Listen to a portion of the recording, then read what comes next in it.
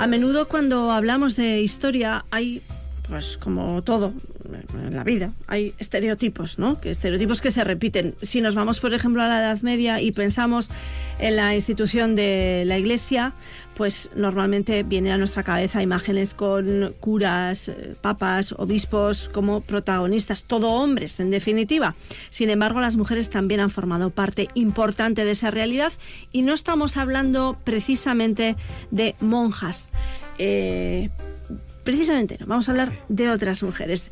Para explicárnoslo, inaugura este espacio en esta temporada Ismael García, historiador, arqueólogo. ¿Cómo estás? ¿Qué tal, Merche? Un saludo a todos y todas. Bienvenido de nuevo. Sí, aquí otro curso. Otro curso encantado.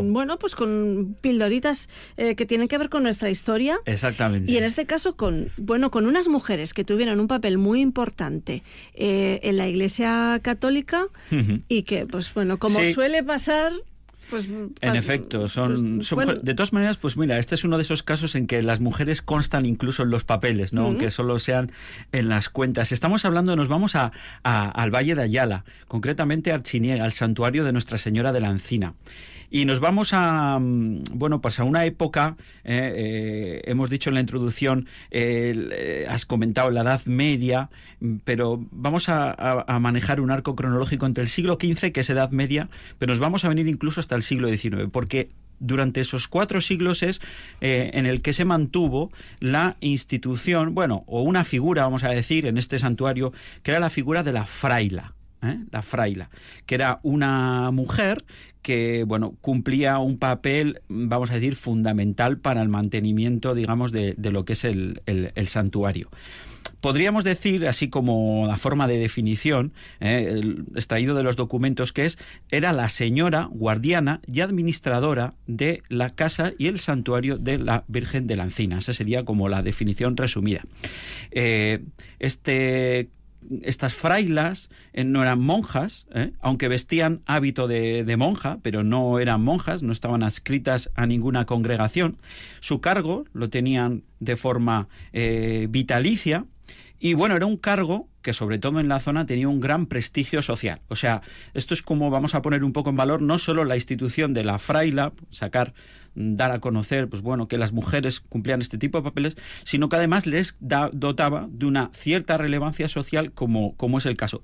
He intentado rebuscar porque creo que tenían algún tipo de sueldo, sé que cobraban por el servicio de hospedería, porque el santuario tiene hospedería, y ellas se mantenían en buena parte del sueldo que cobraban, digamos, a los peregrinos que iban al santuario. ¿Y a quién, cómo surge esta figura? ¿A quién se le ocurre este concepto de frailas, de darles un sueldo también? Que, pues, es algo en aquella época, aunque se haya alargado a lo largo de 4 siglos, es algo curioso, ¿no? Pues verás, es un poco como irnos a la noche de los tiempos y es difícil porque hablaríamos sin documentos. Fíjate, en el santuario de Nuestra Señora de la Encina hablamos desde las frailas desde finales del siglo XV porque tenemos algún tipo de testimonio. En concreto, el testimonio más antiguo que tenemos de la existencia de esta institución es el propio retablo de la iglesia, porque en el retablo aparece representada, arrodillada, una fraila recogiendo unos instrumentos de parte del promotor de la construcción de aquel santuario, uno de los miembros de la familia Ayala. Ya tenemos deberes para cuando vayamos a visitar. Hay que echar un vistacito, hay que buscar a la fraila. Entonces, pero que aunque este es el testimonio más antiguo, hay que pensar que es una institución que viene de mucho antes. De hecho, es bastante conocido en la Edad Media en otros ámbitos, sin movernos de Álava y en Vizcaya y tal, el de las seroras, que eran estas mujeres que históricamente, desde la noche de los tiempos, se han dedicado, digamos, al cuidado de las iglesias, de las parroquias, a su manutención, a la manutención de los altares, al adorno a encargarse pues de la limpieza y de tantas otras cuestiones que son importantes para que se puedan tener lugar, ¿no?, las funciones religiosas. Claro, actualmente también en muchos lugares se mantienen las iglesias con esa ayuda. entiendo que voluntaria, ¿no? De claro. mujeres. Lo curioso también es que estaba institucionalizado de alguna forma y estas mujeres se reconocía su cargo con un sueldo, y además que recordemos, como he comentado, que era un cargo vitalicio. Por concretar, yendo a los documentos, ¿no? Entre los deberes, digamos, de esta fraila, tenía como fundamentalmente a su cargo 3 cuestiones, ¿no? Por un lado estaba propiamente el santuario.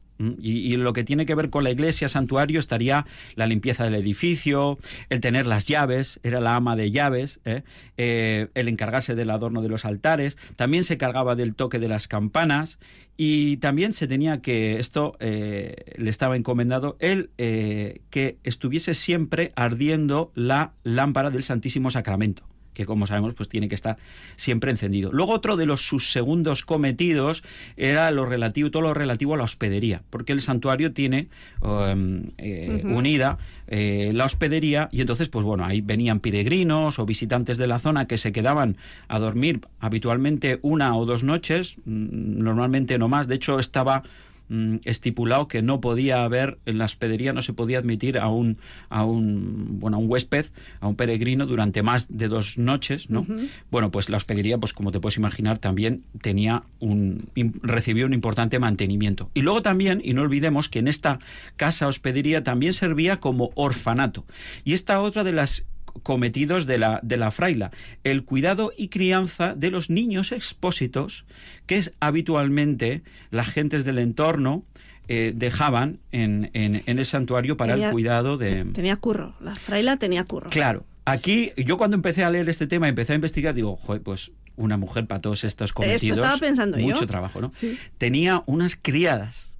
Claro, entonces, porque la fraila como cargo era una persona, sí. No había frailas. No había frailas, tenía vale. criadas. Esto no llegaba a ser una congregación, vamos a decir, monástica, como podíamos pensar, pero contaba con ayudantes, ¿no? Habitualmente, además, sabemos por los documentos que estas ayudantas, vamos a decir, solían ser niñas de aquellas que habían sido expósitas en la propia hospedería, que una vez llegada la edad y considerando que cumpliesen las condiciones necesarias, pues, y fuesen gente de la confianza de la fraila de turno, pues la propia fraila les promocionaba y les decía, bueno, pues ahora tú te vas a encargar de esto, y si no, de esa forma podía abarcar todo, ¿no? Y ella elegía a sus criadas. ¿Y quién elegía a la fraila? ¿Cuáles eran los requisitos para ser fraila? Bueno, para ser fraila, esto es interesante, tenías que ser o soltera o viuda. O soltera o viuda, tenías que atestiguar honradez, para lo cual, pues depende de la época, o llevabas un certificado donde alguien firmase que eres una persona de fiar, o alguien de testimonio oral fuese allí a decírselo, a la junta, digamos, administrativa del santuario, porque, digamos, por encima de la fraila estaba la junta rectora del propio santuario, que era la que tomaba las decisiones. Entonces es curioso un poco cómo es el proceso de elección. Fíjate hasta qué punto el tema de la fraila estaba institucionalizado. Se elegía una nueva fraila, hemos dicho que el cargo era vitalicio. Se elegía una nueva fraila cuando ya la que estaba se consideraba que era bastante mayor. Todavía podía cumplir con sus funciones, pero ya empezaba a necesitar alguien que colaborase en la dirección un poco pues que le ayudase en sus cometidos, no como las criadas, sino a nivel, vamos a decir, ya más directivo, por así decirlo. Al mismo nivel, pero se quedaba la más mayor igual en puestos honoríficos. Exacto. Entonces era el momento en que se elegía una fraila interina, que estaba, entre tanto, la otra pues se hacía mayor pues llegaba el momento en que moría y a partir de ese momento pues entraba, digamos, ya a cumplir de titular la que hasta entonces había sido solo pues interina. Sí, ¿no? Por lo que nos cuentas, Ismael, nos estás contando esto de las frailas, el proceso de selección tenía que ser, ¿no?, importante. Claro, ¿no? Mira, y se tenía, esto es como un concurso público cuando un ayuntamiento saca un concurso y tal. Bueno, porque claro, he dicho que el santuario estaba bajo la tutela de un comité rector y quien componía ese comité rector eran dos instituciones. Por un lado, o dos grupos de personas, un grupo de curas beneficiados de las parroquias de Artziniega y luego una parte que eran otros miembros del propio concejo del ayuntamiento de Artziniega, ¿no? Y entonces, una de las cosas que se tomaba muy a consideración en estos concursos, aparte de que, bueno, pues pudieses plantar, digamos, una buena hoja de servicios en otros lugares, era que tú tenías que aportar una dote. Es decir, tú tenías que hacer una especie de... La que se presentaba tenía que hacer una especie de donación al propio santuario. Y claro, eso pues, daría bastantes puntos, ¿no? Mayor o menor fuese la donación, esto podía inclinar la balanza de uno y otro lado. Que yo creo que no sería casualidad, otra circunstancia que no he comentado hasta ahora, y es que las frailas era un cargo de dignidad, pero es que casi siempre procedían de familias bien y de la nobleza. ¿Por qué no me sorprende esto? Tú has empezado, sí. todo el mundo habrá empezado a imaginar esta historia que hemos contado como estas mujeres de clases populares que prosperan y entran a ejercer ese cargo. Pues mira, no. No. Y poco a poco hemos sido... Ismael, ¿algunos nombres de frailas que tengamos? Verás, pues sí, me parecía importante por lo menos rescatar algunos nombres porque, bueno, la historia de las mujeres es muy difícil de construir porque, como digo siempre, los papeles aparecen menos y eso no significa que no hayan hayan jugado su rol, por supuesto. Pero es que si aparte aparecen pocos como género o genéricamente, menos aparecen citadas por su nombre. Entonces, en este caso me parecía interesante. Pues, por ejemplo, mira, en 1643 sabemos que la fraila era María Alfonsa Sierra. Sabemos que en 1671 lo era Cecilia Zubillaga.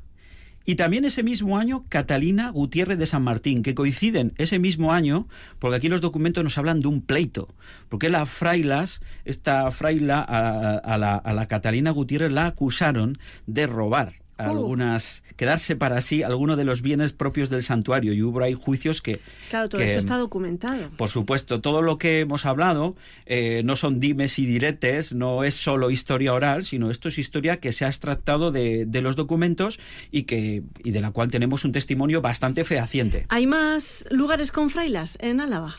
Sí. Los hay. Mi idea era hablar del santuario en genérico, toda su historia.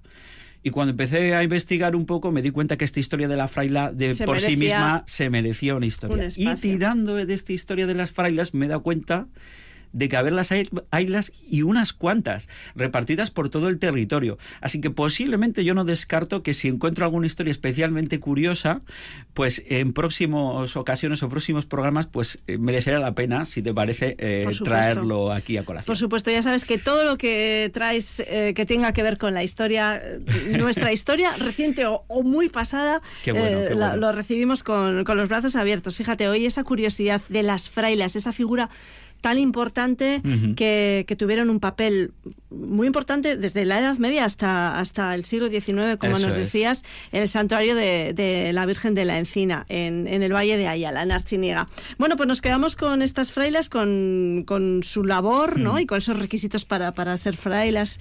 Y lo dicho, te esperamos en próximas. Por supuesto, aquí estaré, encantadísimo. Gracias, Ismael. Venga, agur, agur. Segundos para las 11 de la mañana, llega la